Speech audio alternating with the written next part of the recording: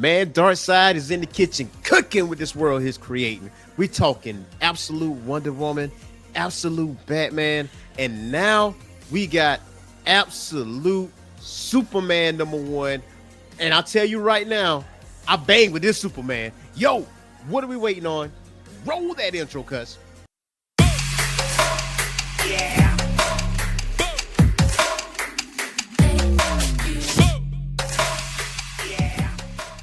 What's going on, Geek Corner? This is your boy Earth Smack, the mad scientist, and welcome back to the Orange Phoenix channel and another episode of Comic Book Declassified, where we talk about the most current issues in comics, as well as past issues, as well as character bios.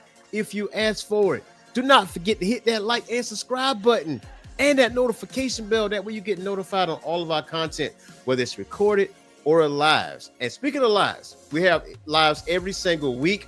Wednesday at 7 p.m. and Thursday at 7 p.m. So you might want to stick around for those. Now, I'm not going to hold you up any longer because I'm excited about Absolute Superman #1. So let's jump into this thing, shall we? So Absolute Superman #1 is by Jason Aaron, Rafa Sandoval, and Ulysses Areola. And remember what Darkseid said, like when he on this world he's creating, he want these heroes in the trenches, at the bottom of the bottom. Like, what happens when you strip away all the amenities? Like Batman, he doesn't have any money, but Superman, like, he literally has no one. He is alone. Like this edgy Superman, I dig this edgy Superman. Like he has no one to depend on. No Jimmy Olsen. We out here with that. So this takes place years ago, 9 million light years from Earth, and we get to see some of the backdrop, the origin story of this Absolute Superman.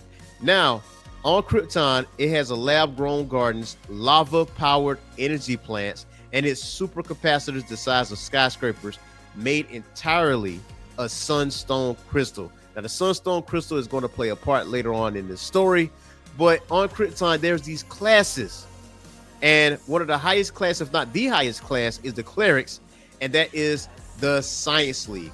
Now, according to the text, it says that harnessing the energies of the red sun and the planet itself to fuel their insatiable hunger for progress at all costs. Now, take notice at the symbols on their clothes. That plays a part later on in the story. So let's put a pin in that and fast forward over to the Redlands, where we see Kal-El's mom, Laura El, helping out a client, and she is a very good mechanic and a very good scientist.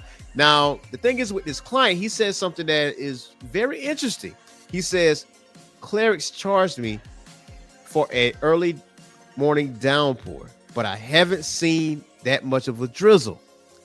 So she responds, you know how it is. The Science League, the science always takes a bit longer when it's for the Redlands. I'm sure they got all the rain they need in Kandor or Argo today. Now, from this context, it's saying that the Redlands is at, if it's not at the very bottom, it's one of the bottom of the barrel type of areas on Krypton. But we don't know what class Laura El and this client is a part of. So, to fast forward, she fixed the machine that she needs to fix, and the client says, you are a lifesaver, Laura El. What do I owe you? And don't say nothing. How about a basket of crawberries? Those are still Jorah's favorite, aren't they? And she responds, he's going under today. So that also plays a part later on. He responds, yeah, well, he must have gone under 1,000 times by now, right? She knows how many times her husband went under by stating 3,475 times. So how come this time my guts are twisted in knots? Now, in the next panel, you see these machines finally arriving to produce a downpour, to produce rain. Now, it's my estimation that this planet that they're on, or this side of the Krypton, doesn't produce natural weather, and he has to pay for that to grow his crops. Or there's a drought. We just don't know. So he basically says, hey, come on, let's go inside before we get drenched. And she says, you paid a lot of krill for this rain. Don't you want to get your money's worth? And we about krill, let's just say for the sake of argument, let's say dollars. This man spent $3,000 for a downpour. So that is whack. But we get to learn a little bit of a backdrop of Laura L, Kal-El's mom, because Kal-El is the one who's narrating this backstory. So in school, my mother, Laura Van, was an exemplary student, destined for great things, everyone said, until she wrote an essay criticizing Krypton's lack of funding for interstellar exploration. For this, she was labeled unruly and forbidden from ever applying to the Science Academy. She was only 9 years old, and all she wanted to be was an astronaut. Can you believe that? 9 years old, being that brilliant, only to be told, because our feelings are hurt from what you wrote, you're not allowed to go to the Science Academy. That is wild, absolutely wild. But that's what this classism actually comes in, because in the next page it says that the class structure on Krypton defined all aspects of life, and its pinnacle resigned the science lead, and at the bottommost rung of that ladder toiled the labor guild. Notice the symbol on their chest. So it says that class distinctions was such importance that citizens were required to wear their status at all time. The crest of the laborer was seen as a mark of shame, the sign of the poor and unskilled. People like my parents wore it with pride. We were the children of the sun, they said. Those who made their way with their own two hands. We were the people of steel. Yo, I do like this little origin story, but then we fast forward over to the mines. So Jorah is basically being told, listen, there's been some quakes, there's been some shift in the Earth's, well, not the Earth's crust, but Krypton's crust, and can you investigate this for us? So he basically said, I'm listening. What are you trying to tell me, Krypton? And all of a sudden he gets interrupted by another engineer, and it says, why are my workers standing around topside not digging sunstone? And Jorah basically states, listen, I'm here from geological engineering, and I have concerns about this mine's stability. And they have this little back and forth, but at the end of this conversation, he says, listen, I got a better idea that'll save us both the time and a whole mess of trouble. I'm higher ranked. You're going to listen to me. Now go march yourself upstairs and tell those diggers to the League of Middle Management said to get their sorry skin sacks back to work. You ever watch those 80s and 90s action movies, and there's always that one guy that don't listen, even though you have several clues and several areas of expertise to deter that person from making a dumb decision? This is one of them situations, because he effed around and found out. At this point, he was one of the first people to go. But before we jump into that, let's talk about his backstory. It says, in my father, Jor-El was set to graduate the Science Academy with impeccable marks. A high-ranking position in the ruling class awaited them. At his graduation ceremony, he gave a speech condemning what he saw at the Science League's environmental recklessness. Their pillaging of the Krypton's natural resources was endangering the planet, he warned, and without drastic reforms could someday lead to a global catastrophe. My father was laughed out of his graduation, out of his position in the league, and out of his life as he knew it. So this happened to his mother and father. And that basically implies if you got something to say against the Science League or against how they do things, guess what? You get pushed to the bottom, fam. That's how it is. But again, with this group of people, they effed around and find out, because just like the middle management guy said, he was the first one to go. He didn't listen. So Jorah is running for his life. So we fast forward over to present day. So now we in Brazil, and we see these workers, and basically it's been said that 3 days ago, the migrant workers at the Lodges Creek diamond mine were tunneling underneath the kimberlite ore body, the typical host matrix for diamonds. When they came upon a large deposit of asbestos, they were ordered by the employees to continue digging, so they did. So you got bad environment coming in, and I mean, when you said asbestos, it's like, listen, you're going to deal with a short life expectancy if you're going to be around that every single day. But they were basically told at gunpoint, and to compensate them, they gave them an extra $300 a monthly pay. But here's the thing. It states that this, while working a mine that extracted $200 million worth of carats this previous year. So even though on the paper, $300 extra on monthly pay looks good, they were still getting underpaid with the amount of diamonds that they were extracting. So as they're going down in the mine, they was looking to work for hours on end, only to see several carts filled with diamonds, already crushed, already ready to go, already ready to push out, and no one knows what exactly is going on.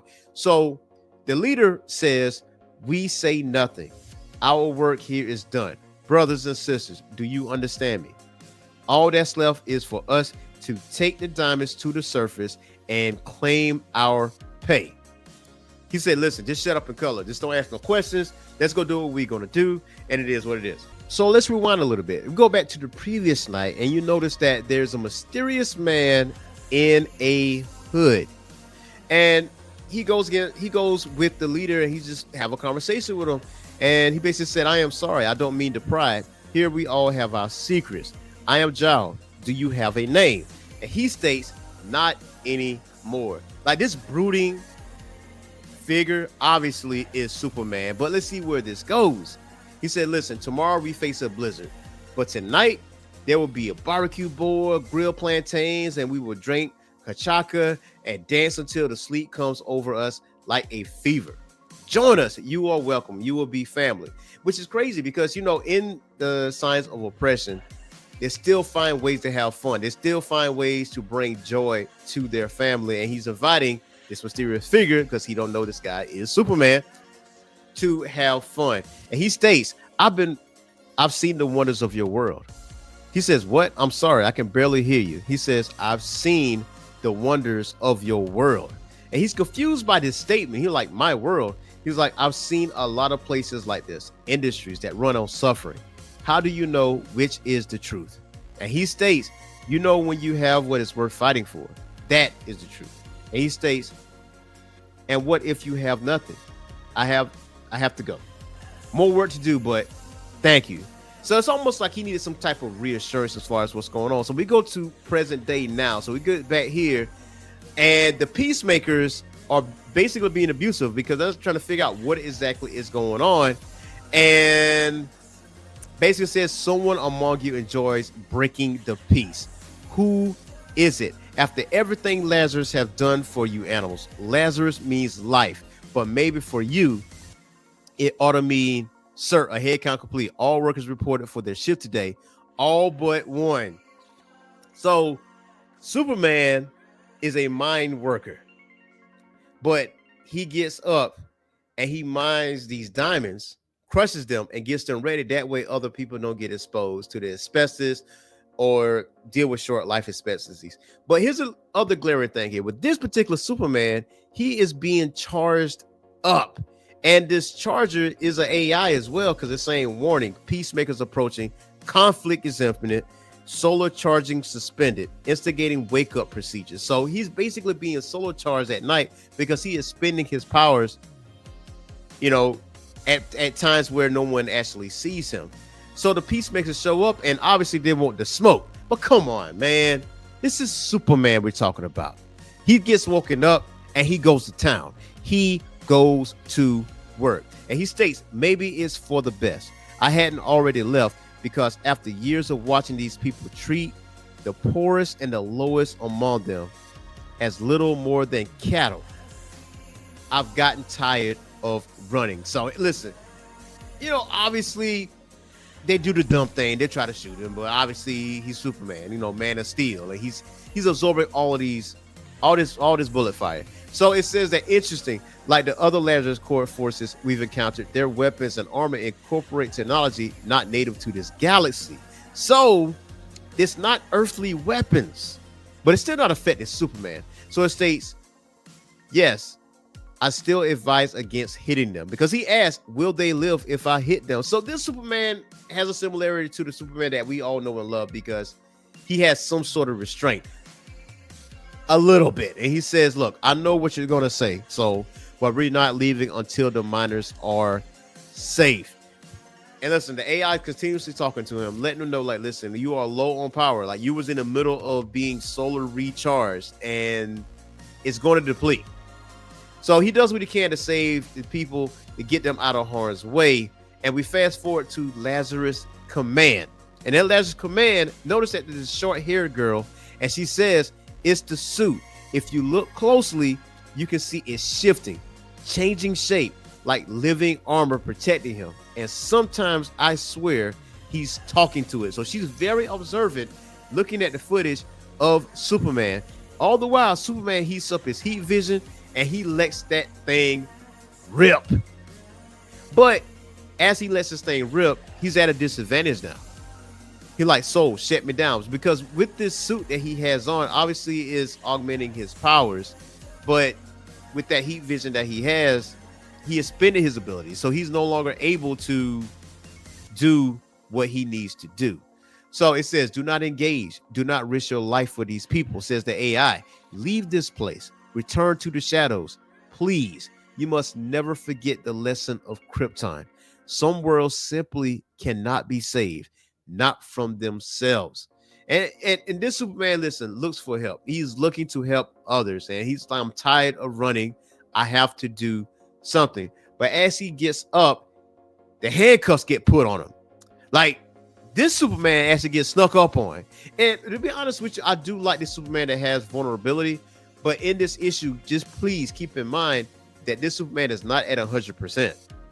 So it's no telling what is the limits of his abilities. But in this particular comic here, he gets snuck up on by a human being. And we find out in this next panel that it is Agent Lane. This is Lois Lane. She is the ops. Like, she is not an ally here. And she says, Huff and I fry your face, Superman. Wow, that is crazy. Now we go back to years ago in Krypton, and we see what happened with Jor-El. Jor-El actually made it out of the mines, and he has a conversation with his wife. And he says, of course, there must be testing before I can say for sure. I'll need to get started right away. And I mean right away. And he states, we can't tell anyone yet. You understand? Not until we're certain. We must be certain before we warn the world. And he says, look at it, Laura, the beauty of it. I want us to remember it like this. Once it's gone. And she's confused by it. She's like, gone, Jor-El. Tell me that you don't mean. And he just snaps out of it because of his dialogue. Oh my God, my son, where is Cal? And you see Cal here, not an infant. You see Cal, and it looks like it's Krypto too. So this Cal is very coherent. So this is definitely a different spin on this origin story. And Cal, his dad basically apologized to him, said, listen, I am so sorry, my son. Your Laura says your father's going to be fine, Cal. We're all going to be all right. Joe, whatever this is, we'll get through it the way we always do, together. And that last particular panel shows Kryptonite seeping through Krypton's crust. And it says on the next issue, it is Superman versus Lois Lane. Yo, Lois is definitely the option. I don't know where this is going to go, but I'm loving this Superman story. The total transparency with Superman. I always look at Superman as kind of like a boring type character because he is super, super powerful. So one of the few things I was interested in is the death of Superman when he fought Doomsday. But Absolute Superman, this is grade A stuff right here. I cannot believe how amazing this story is, and I hope it continues. But check it. We reached the end of our show, and I need to acknowledge to the people in the poll. I did put up a poll, I'll say like last week or a couple weeks ago, stating, hey, do you guys want me to cover Revenge of the Sinister Six? One of my favorite Spider-Man stories. And there was no votes for no. It was all yes. So let me let you know that very, very soon, Spider-Man and the Revenge of the Sinister Six, each chapter will be covered on this channel. Do not forget to hit that like and subscribe button and that notification bell. I hope you guys enjoyed the show. So until next time, y'all, peace.